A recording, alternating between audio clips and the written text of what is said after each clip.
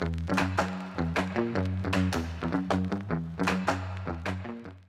bien voilà, bienvenue dans cet épisode numéro 2, consacré au bien commun et à l'ubérisation.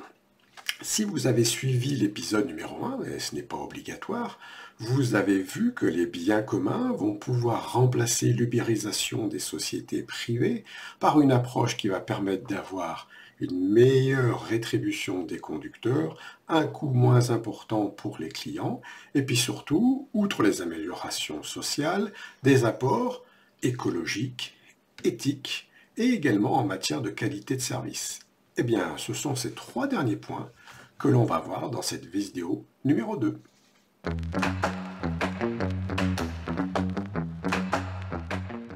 Et en matière de qualité de service, le premier point que l'on va voir, c'est la sécurité. En effet, la logique absolue de la financiarisation, de la rentabilité à tout prix, amène les chauffeurs et les conductrices de VTC à avoir certaines pratiques qui sont très dangereuses pour leurs clients et pour également eux-mêmes. Alors, point de vue sécurité, quels sont les risques auxquels on ne penserait pas ?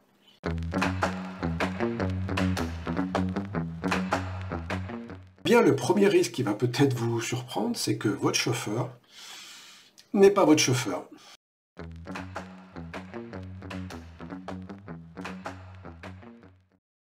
Eh oui, en Grande-Bretagne, chez Uber, on a vu de nombreux cas, malheureusement, où la personne qui se présentait n'était pas du tout votre chauffeur.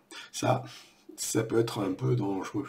Deuxième point, votre chauffeur, eh bien votre chauffeur, sauf que il n'a pas le permis de conduire. Et ça aussi, malheureusement, c'est arrivé.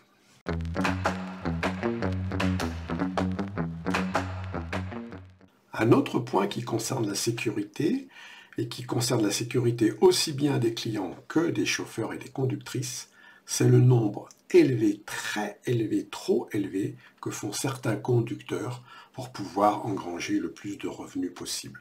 Dans le cadre d'un bien commun, cette logique de rentabilité, de course au profit à tout prix n'aura pas lieu. Donc c'est un autre avantage des biens communs.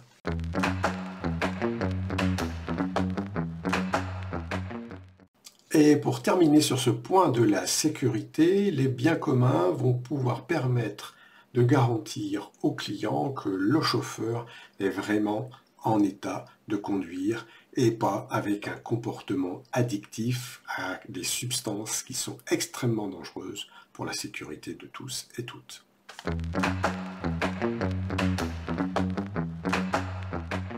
Et en matière de qualité de service, on a aussi la qualité de l'accueil de la cliente ou du client. Donc dans un bien commun, on va éviter tous les comportements impolis de quelque nature qu'ils soient.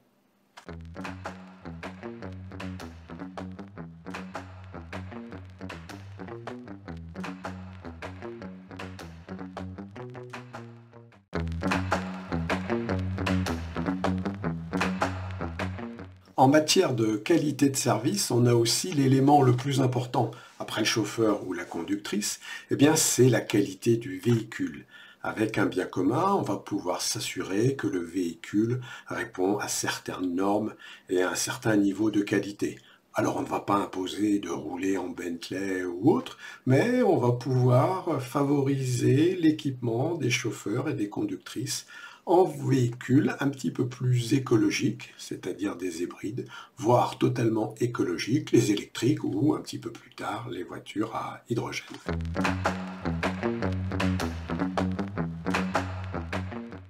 Avec les biens communs, on va pouvoir garantir une qualité de service éthique des deux côtés, à la fois pour les clients-clientes et puis également pour les producteurs de services. Pour les clients-clientes, on va éviter 2 points.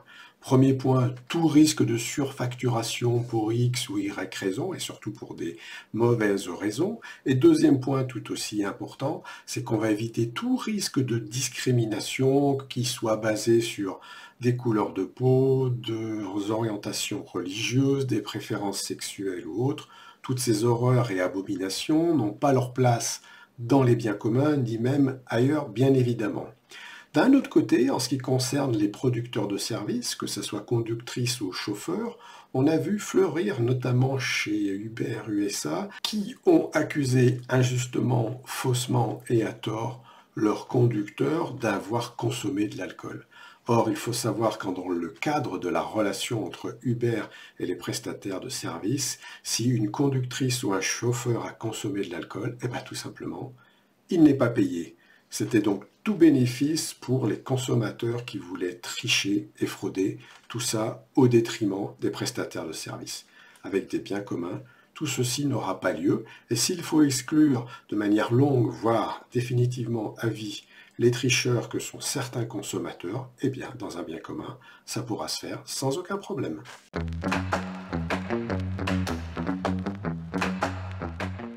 Dans les biens communs, ce qui est le plus important, c'est l'humain. Et ce qui va avec l'humain, c'est bien sûr les relations sociales. C'est pour ça que dans le cadre d'une organisation par un bien commun de ces services de type ubérisation, on va pouvoir garantir aux conductrices et aux chauffeurs des prestations sociales, des prestations de couverture et de sécurité sociale.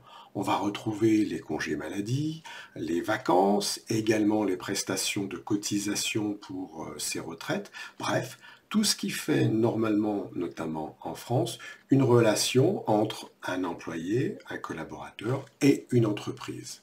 À l'inverse de ce qui se passe avec l'organisation actuelle de type Uber ou Lyft, avec une organisation privée qui est l'intermédiaire avec des prestataires de services qui ne sont pas organisés, regroupés et surtout qui ne sont pas salariés, eh bien avec les biens communs, on rejoint d'ailleurs là une notion éthique, on va pouvoir garantir une qualité de prestation sociale pour tous les prestataires de services.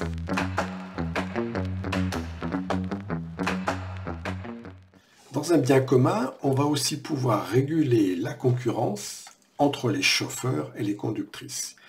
En effet, il n'y a pas de raison pour qu'un conducteur cherche à travailler 24 heures sur 24 ou 35 heures sur 48 et puisse prendre pour lui seul toutes les courses qui sont faites, ou en tout cas une grande majorité, ou en tout cas une part plus importante par rapport à d'autres. Les biens communs permettent d'organiser une régulation de l'offre de manière à veiller à ce que chacun ait sa part et sa juste part. Ce qui ne veut pas dire que certains vont gagner plus, voire beaucoup plus que d'autres, ce qui est tout à fait normal, mais on va surveiller les offres et empêcher, notamment pour des raisons de sécurité, que certains travaillent trop longtemps et surtout dans des conditions insatisfaisantes.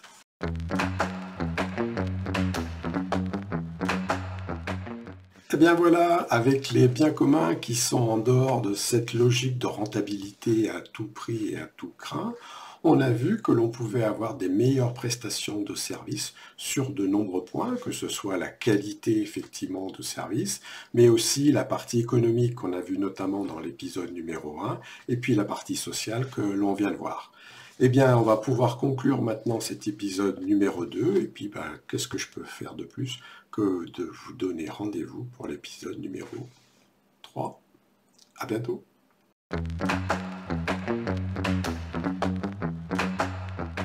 Si cette thématique vous a plu, si vous vous intéressez aux biens communs, ou tout simplement si vous êtes curieux, que pourrais-je faire de mieux que de vous recommander la lecture de cet ouvrage ?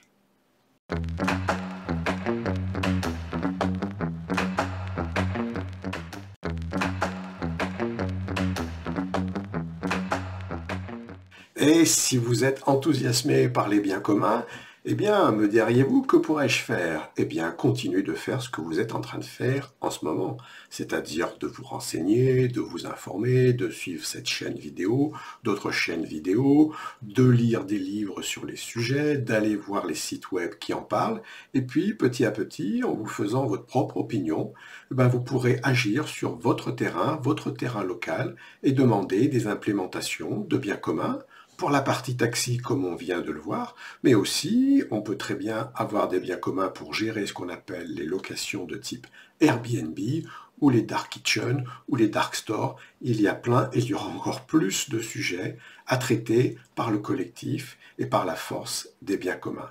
Alors, merci par avance pour vos actions, et puis j'espère à très bientôt.